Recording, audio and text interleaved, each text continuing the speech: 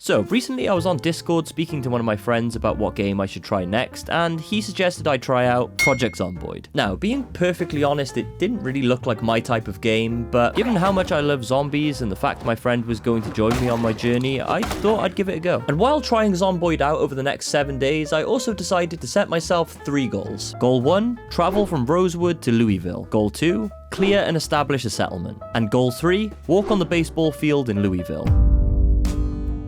So, day 1 started out like any other of my 7 days in videos. I booted up the game and jumped straight into the tutorial so I could learn the do's and don'ts of Project Zomboid. But just as I started, this happened. What the fuck? But after booting back up, I managed to make my way through the tutorial and now had a better understanding of the mechanics of the game. But if any of you watching have played Zomboid before, you'll know there's a lot more to the game than what the tutorial teaches you. But wait! There's more! But luckily for me, one of my closest friends has hundreds of hours in the game and agreed to be my chaperone for the entirety of my 7 days I was spending in the game. So we got to work on creating a server and setting it up. After we did this, I loaded into the world and we encountered our first problem. I had the newest version of Zomboid installed and my good friend Alan had the older version, which meant he couldn't join my server. So to rectify this issue, I changed my game version to the same as his, we remade the server, and happy days, it worked. Alan joined my world and started to help me navigate my way through Rosewood. Unfortunately for him, I was pretty bad at the game. Bruh. No! God! No! God, please, no! No! No!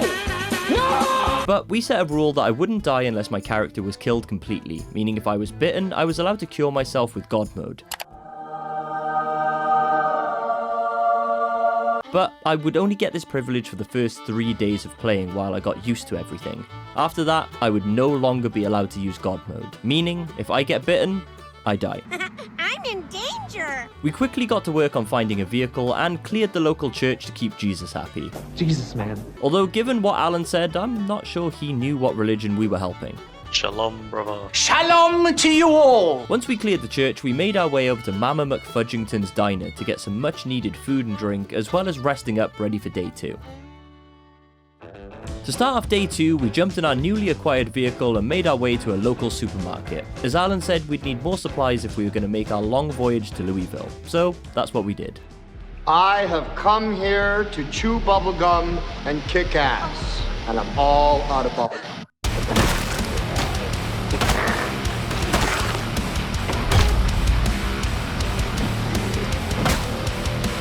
After we finished clearing the zombies, we looted as much as we could from the supermarket, as well as looting another vehicle to really maximise our plunder. We then headed to a local garage to fill up the cars with gas, and we made a little temporary base in the upstairs of the gas station shop. Once we got comfortable, I took off my top and started to watch some TV to lift the mood, because Zomboid was telling me that the happy-go-lucky character I'd made, Dan Gleeballs, was starting to feel, well, a little bit sad. But after watching some TV, Dan felt way better, and it was time to go and look for some firepower to help us on our journey. Now, given that Rosewood is a small town mainly consisting of residential houses, you may be wondering how we were going to find such loot. Well, luckily for us, Rosewood happens to have a prison on its outskirts, and where there's prison guards, there's guns. We arrived at the prison and instantly got to work on clearing a shit ton of the undead, which at some points got a little too close for comfort.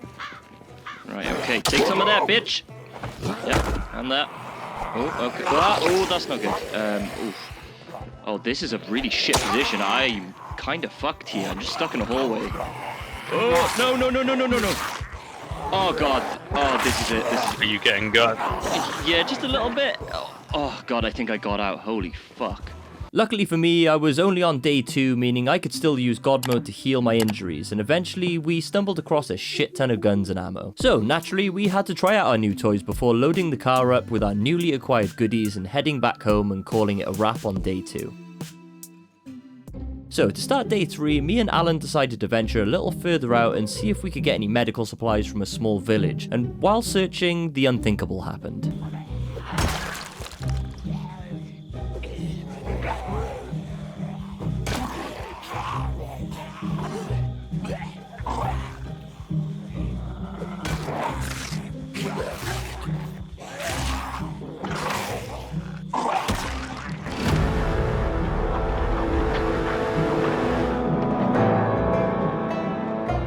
So sadly, this was the end of the road for Dan Gleeballs. Unfortunately, no amount of God mode would resurrect me, but as one door closes, another one opens. So, say hello to Donovan Quattaro.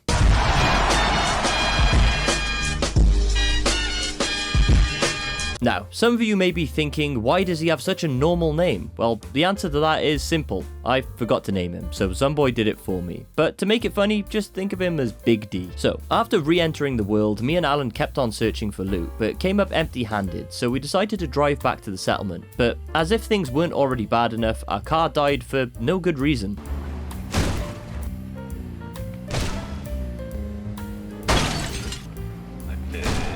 Okay, maybe the crashes were the reason. Luckily for me, I managed to return home in one piece and we decided to rest up because on day 4, we were heading to the big city. At the start of day 4, we managed to find a new vehicle, the BMW news van. You're beautiful. You're beautiful. Which was a nice improvement from our previous vehicle as it had considerably more storage, and you know what more storage means? More loot. So, while on our journey, we noticed a large storage building on the corner of a town called West Point, and we managed to find some really useful loot. One of these items was a machete. Now, when I say this weapon slaps, I mean this weapon slaps.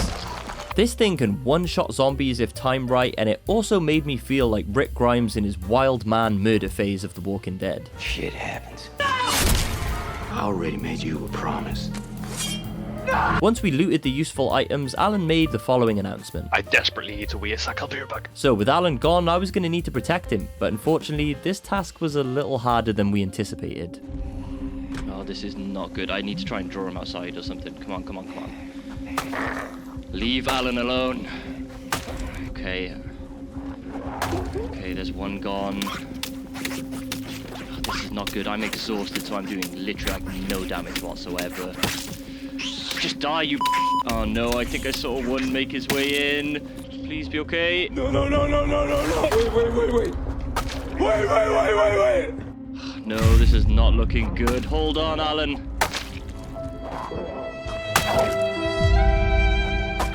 What we doing live? Echoes of eternity. So with Alan well and truly zombified, I did the honourable thing and caved his face in with my newfound favourite weapon. Now it wasn't all doom and gloom because luckily for us, we ramped up the EXP rate to 15 times what it normally is. So Alan was able to gain his levels back very quickly. But with that being said, it got late, so any more levelling would have to wait until the next day, so we hopped into our newly acquired news van and rested up.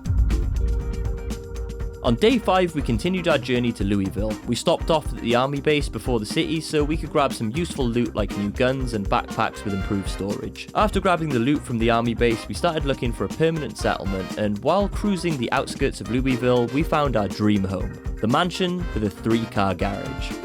What a stunning property. It was a perfect space to set up our forever base. It had loads of room, water covering the rear, and plenty of room to store vehicles and items. The only issue was we only had one vehicle, so we decided to venture out and grab ourselves a new set of wheels. And given how impressed we were with the news van, we decided to get another. After that, we decided to hit the sack before attempting to set foot on the Louisville baseball field on day 6. Day 6 rolled around, and after a hearty breakfast of water and peanut butter, it was time to head out. Unfortunately, upon leaving the house, we noticed the game had changed a little, and it now seemed like we were in Silent Hill based on the grey dense fog all around us. But being the fearless adventurers we were, we decided to still head out and attempt to set foot on the baseball pitch. But before we could get to the stadium, Alan decided he was going to need some books from the library, so we hopped out of the van and got busy killing the undead, and we looted some precious literature. I read a lot of books. I love reading books. After making our quick pit stop, we finally arrived at the Louisville baseball stadium, and we got to work.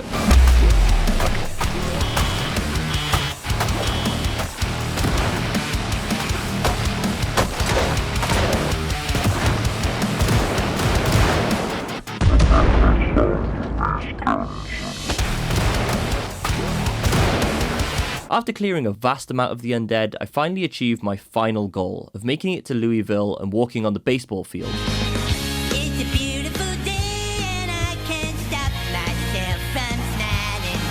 If we're drinking, then I'm buying. So after achieving this, me and Alan decided to hit the local mall, which turned out to be a bad idea. Right, okay, I got this one. It seems okay. Careful, there's quite a few. How's there?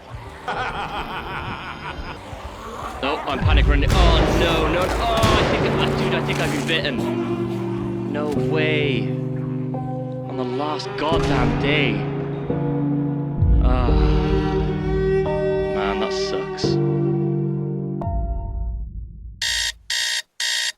I woke on day 7 knowing I was infected, and this was probably going to be my last day playing as the legend that is Big D. But rather than mope around, me and Alan made the most of the time I had left by looting some of the generators from the local army station and visiting a nearby hospital to loot any useful medical items. But while making our way through the hospital, it became very evident my time was almost up. But if Big D was going to die, it was going to be on his terms. So I managed to make it outside, sit down, and look at the sun one last time before taking my final breath.